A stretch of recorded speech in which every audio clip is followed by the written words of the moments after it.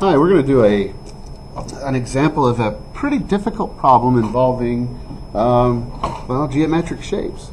So let's get started. It says that there's a circle with center O and it touches all sides of the rectangular octagon, this one, and it's, of course, it's shaded.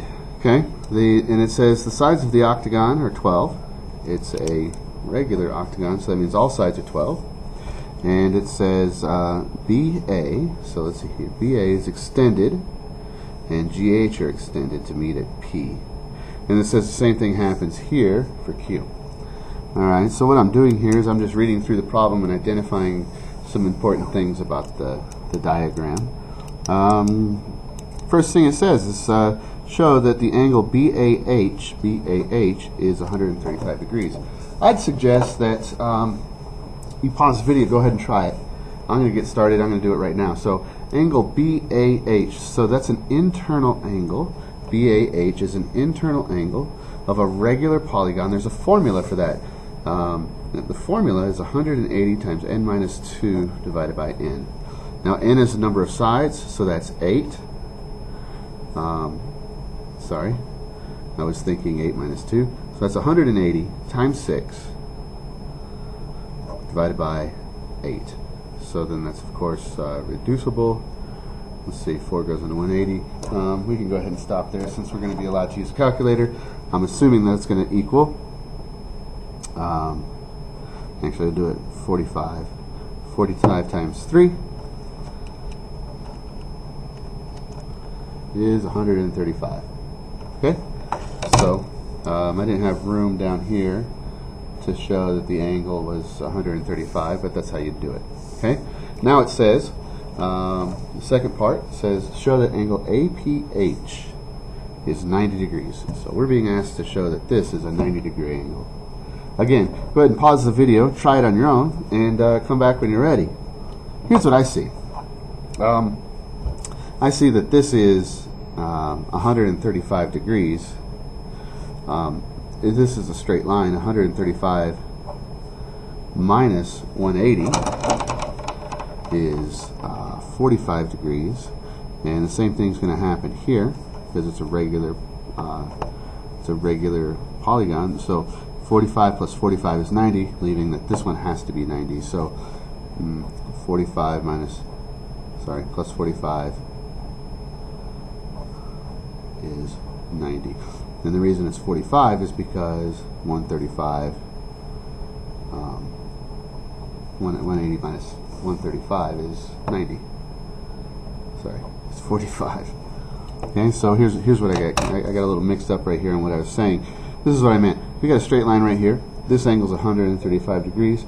That means that this remaining angle has to be a 45 degree angle. It makes this an isosceles triangle.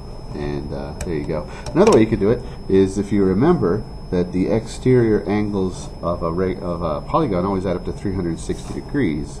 So if it's a regular polygon, 360 divided by n gives you the measure of each angle. Oops. 360 divided by 8 is 45 degrees. Okay? Same thing works for the central angles. So you can divide the number of sides into 360 degrees, and that gives you the central angle. Alright, next part.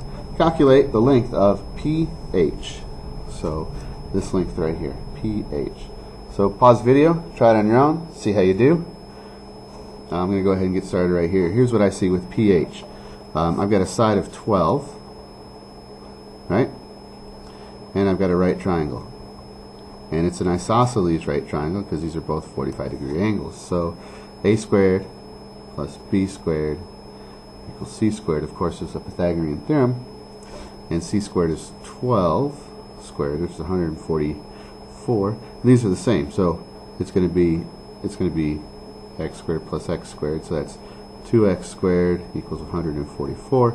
So x divided by 2, of course, you get 72. X is the square root of 72. The square root of 72 is 8.5. I'm going to go ahead and round that off to 8.5. Okay, so pH 8.5. Now the next thing it's asking me for is the length of P to Q. So from here to here. Once you pause the video, try it. Start it when you're ready. I'm going to get started now. Here's what I see. This part, 8.5.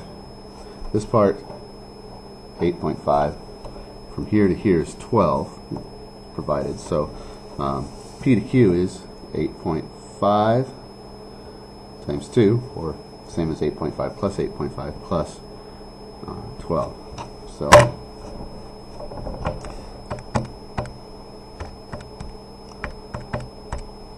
29. Let me see. Let's make sure that's right.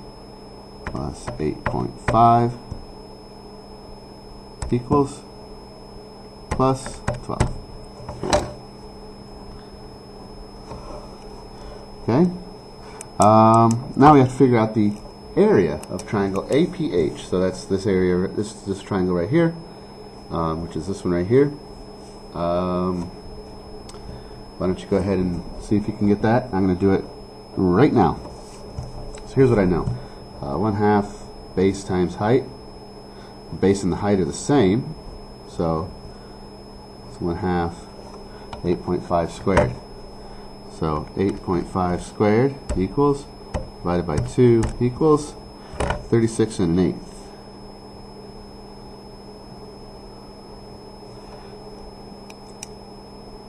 Okay.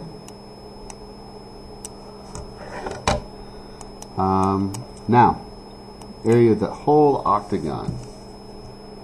So we have to find the area of this octagon right here. Why don't you go ahead and try it? Take as long as you need, and when you're ready, come back. I'm going to go ahead and get started right now. Here's what I see about the problem right here that we're given.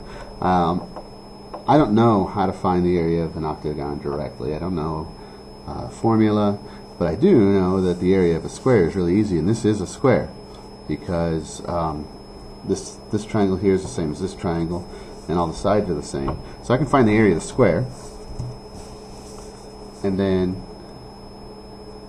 so I can find the area of the square, and if I subtract the area of those 4 triangles, 1, 2, 3, 4, if I can subtract the area of those 4 triangles, then I'll have remaining the area of that octagon right there.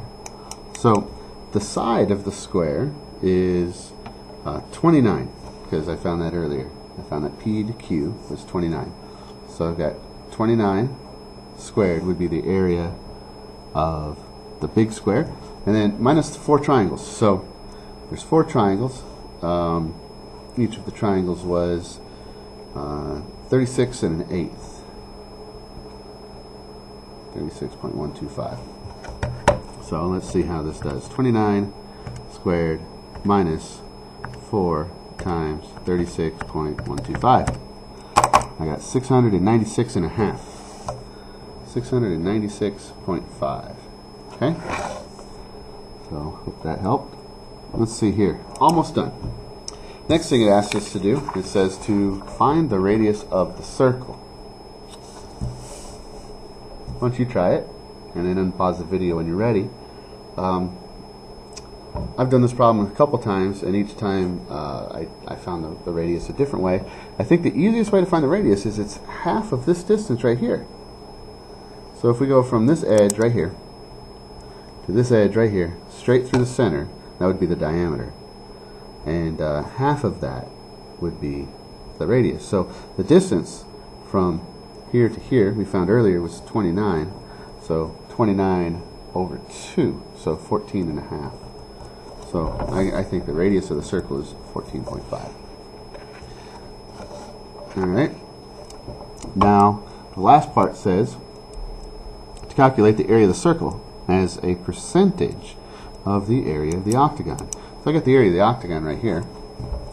And so what I have to do is I have to divide the circle by the octagon. Octagon. I hope that's spelled right. Anyway, oh yeah. And then multiply times 100 to change it into a percentage. So that's going to be, let's see, 14.5 squared times pi divided by 696.5 times 100.